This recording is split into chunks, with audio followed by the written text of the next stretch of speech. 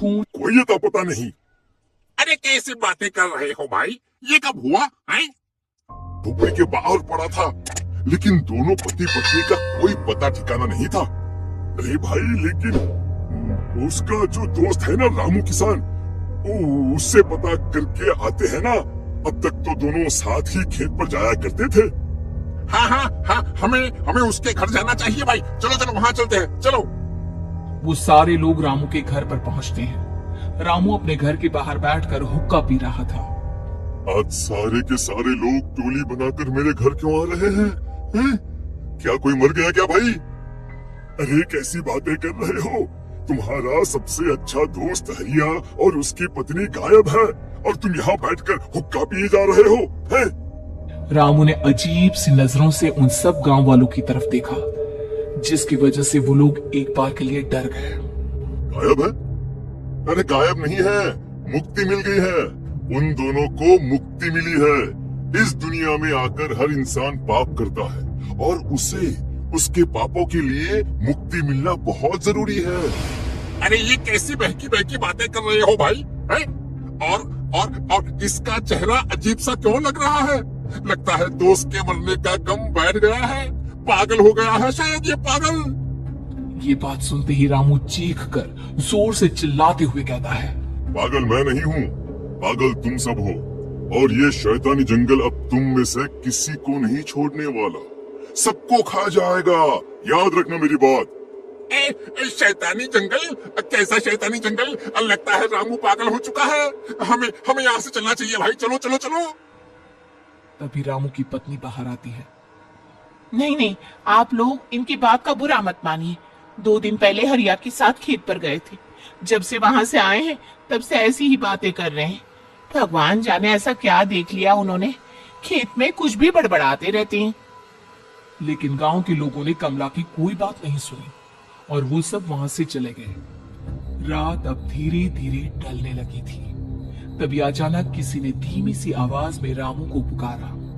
रामू, आ जाओ, मैं तुम्हारा इंतजार कर रहा हूँ। और सुनो, अपनी पत्नी को साथ लेकर आना, नहीं तो काम अधूरा रह जाएगा। ये आवाज सुनते ही रामू के चेहरे पर शैतानी मुस्कुराहट आ जाती है। वो धीमे कदमों से अपने घर के अंदर आता है। क्या हुआ? तबीयत ठीक है ना अब आपकी? मैं तुझे अपने साथ खेत पर ले जाने आया हूँ, चल। मैं तुम्हारे साथ कहीं नहीं जाने वाली। मुन्ना गहरी नींद में सो रहा है और उसे अकेला छोड़कर मैं तुम्हारे साथ खेत पर नहीं आ सकती। वैसे भी तुम्हारे उन खेतों में भगवान जाने कौन सा राक्षस घूम रहा है, मुझे तो डर लगता है। रामू गुस्से में दांत पीसता अपनी झोपड़ी से बाहर आ जाता है और कमला गहरी नींद में अपने बच्चे के साथ सो जाती है। तभी अचानक रात को रामू की झोपड़ी के ऊपर एक साया वही गाना गुनगुनाते हुए घूमने लगता है जो हरिया की मोबाइल में बजा करता था। मैं मौत मौत जो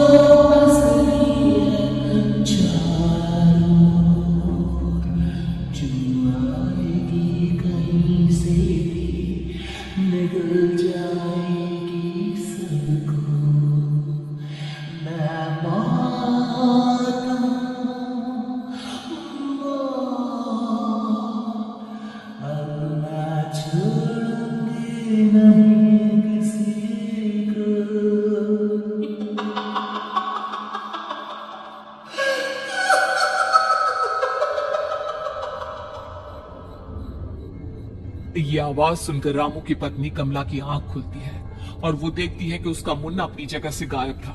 कमला चीखते हुए बाहर दौड़ कर आती है। वहां पर उसने देखा कि रामू ने अपने बच्चे को झोपड़ी के बाहर एक पेड़ से उल्टा लटकाया हुआ था और उसका बच्चा चीख चीख कर रो रहा था। वहीं दूसरी तरफ एक साया बच्चे के ठीक नीचे आग जलाकर उसके चारों तरफ हैवानों की तरफ नाच रहा था। छोड़ दो मेरे बच्चे को। अरे क्या कर रहे हो तुम? शर्म नहीं आती तुम्हें अपने ही बच्चे को इस तरह मौत के हवाले करते हुए? अपना बच्चा? किसने कहा ये मेरा बच्चा है? अरे ये तो उस रामू की औलाद है, इस गांव के किसान रामू की। और मेरी दुश्मनी इस गांव के हर इंसान के साथ है। क्या कैसी बात कर रहे हो तुम?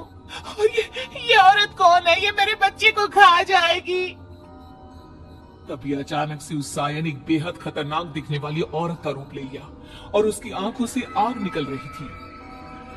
सही पहचाना तूने, मैं तेरे बच्चे को खा जाऊंगी। अगर तू अपने इस हैवान को रामू के साथ जंगल नहीं आए, मैं तेरे बच्चे को खा जाऊंगी। लेकिन क्यों? आखिर क्या चाहती हो तुम मुझसे? मुझे जंगल क्यों ले जाना चाहती हो? औरत बुरी तरह से ठहाके मार मार कर जोर जोर से हंसने लगी और साथ में ये तो तुझे वहाँ चलने के बाद ही पता चलेगा ना। अगर तू नहीं आई तो थोड़ी देर में तेरा ये बच्चा आग में जलकर मर जाएगा। चल जल्दी। नहीं नहीं, मेरे बच्चे को छोड़ दो। तुम जहाँ कहोगे मैं तुम्हारे साथ चलने के लिए तैयार हूँ। और उसके बाद उस बच्चे को झोपड़ी में लिटाकर आगे आगे वो साया चल रहा था और उसके पीछे पीछे रामू अपनी पत्नी के बाल पकड़कर उसे घसीटते हुए जंगल की तरफ ले गया। जंगल में जाने के बाद कितनी खूबसूरत हो तुम। आज की रात बस तुम और मैं एक दूसरे के साथ रहेंगे। मुझे तुमसे बहुत डर लग रहा है। तुम्हें क्या हो गया है? तुम तो बिल्कुल ठीक थे। वो होगा जो हमारे बीच होना चाहिए। तो आओ आओ अपने आप को मेरे हवाले कर दो। कमला ने डर की वजह से अपनी दोनों आंखें कसकर बंद कर ली थी। रामू ने बुरी तरह से चीख कर कमला से कहा, आंखें खोलो अपनी और मेरी तरफ देखो। कमला ने जैसे ही अपनी आंखें खोली उसने देखा कि रामू एक खतरनाक खूनी हैवान में बदल चुका था। कौन हो तुम? जाने दो मुझे। क्या चाहते हो मुझसे? वही जो एक आदमी एक औरत से चाहता है। मैं तुम्हारा पति रामू नहीं बल्कि इस जंगल का एक भेड़िया हूँ और आज की रात तुम्हारे खून से अपनी प्यास बुझा जाऊं। और उसके बाद वो जंगल कमला की दर्दनाक चीखों से गूंज उठा। अगली सुबह कमला के कपड़े भी जंगल में उसी तरह पाए गए जैसे कि सुमन के पाए गए थे। इस घटना के बाद पूरे गांव में दहशत का माहौल था। अपने माँ बाप की मौत और गांव में हो रहे इस तरह की घटनाओं की खबर सुनकर किशन शहर से गांव लौट आया था। अपने माँ बाप की बेदर्द मौत की वजह से वो बहुत परेशान था। तभी अचानक उसे अपने घर में खाट के नीचे पड़ा हुआ वो मोबाइल फोन मिला जो उसने अपने पापा हरिया को गिफ्ट किया था। अरे कितने प्यार से पापा के लिए मोबाइल फोन लेकर आया था। इसे एक दिन भी काम में नहीं ले पाए। और आखिर कौन है जो गांव में इस तरह की हत्याएं कर रहा है? क्या है इन सब के पीछे? क्या है मुझे पता करना ही होगा, वरना एक दिन पूरा का पूरा गांव खाली हो जाएगा। इस गांव में एक भी जिंदा इंसान नहीं बचेगा। गांव के लोगों की मदद करने के इरादे से किशन अपने गांव से दूर एक दूसरे गांव में बहुत बड़े तांत्रिक के पास मिलने के लिए गया। तांत्रिक बाबा, अब आप ही कुछ उपाय बता सकते हैं। भगवान जाने हमारे गांव को किसकी नजर लग गई है। नजर नहीं लगी है, किसी ने तुम्हारे गांव को बद्दुआ दी है। किसी सताई हुई आत्मा का प्रकोप है और अब वो पूरे गांव में किसी को नहीं छोड़ेगी जब तक उसकी आत्मा को शांति नहीं मिल जाती। अरे लेकिन ऐसा कौन है बाबा? किसकी आत्मा है और कैसे मिलेगी उसे शांति? मौत है, मौत कहीं से भी आएगी और सबको निगल जाएगी। इससे बचने का सिर्फ एक ही उपाय है, लेकिन उस उपाय को करना आसान नहीं होगा। जो भी उस उपाय को करने की कोशिश करेगा उसकी जान जा सकती है। भले ही मेरी जान चली जाए, लेकिन मैं अपने गांव के लोगों की जान बचाने की पूरी कोशिश करूंगा बाबा। तो ठीक है, फिर अगली अमावस की रात जैसा मैं कहता हूँ वैसा ही करना। अमावस की रात तांत्रिक के बताए अनुसार किशन अपने साथ केरोसिन लेकर जंगल की तरफ चल पड़ा। उसके हाथ में देवी के मंदिर का सिंदूर भी था। किशन जंगल के बीचों बीच पहुंचा। ये देखकर उसकी आंखें फटी की फटी रह गई। वहां एक उबलते पानी का तालाब था और कई लोगों की लाश लटक रही थी। किशन के माँ बाप की लाश भी वहीं थी। माँ, बापू, क्या हो गया? ये क्या हो गया? तभी वहां पर एक औरत और आदमी आते हैं। उन्हें देखकर किशन चौंक जाता है। गोपाल काका, आप आपकी तो 5 साल पहले मौत हो गई थी।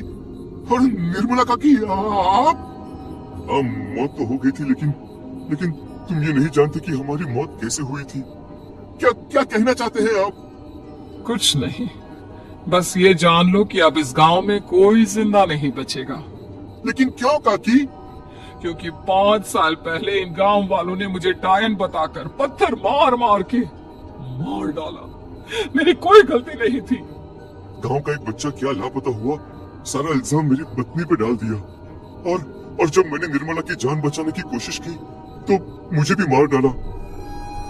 आपके साथ ये बहुत गलत हुआ काकी, लेकिन आप जो कर रहे हैं वो भी सही नहीं है ना? तुम यहाँ से चले जाओ वरना तुम भी नहीं बचोगे। हमारी आत्मा पिछले 5 साल से मुक्ति के लिए भटक रही है, चले जाओ यहाँ से। मौका देखकर किशन सिंदूर उन दोनों के ऊपर डाल देता है। उनका शरीर जलने लगता है और वो भयानक तरीके से चिल्लाने लगते हैं। अगले ही पल किशन उनके ऊपर कैरोसिन डाल देता है और वो दोनों जल जाते हैं। किशन अपने माँ बाप और दूसरी लाशों का अंतिम संस्कार करवाता है और अपने घर लौट आता है, लेकिन वो अभी भी इस बात से अनजान है कि मोबाइल अभी भी बज रहा था। मैं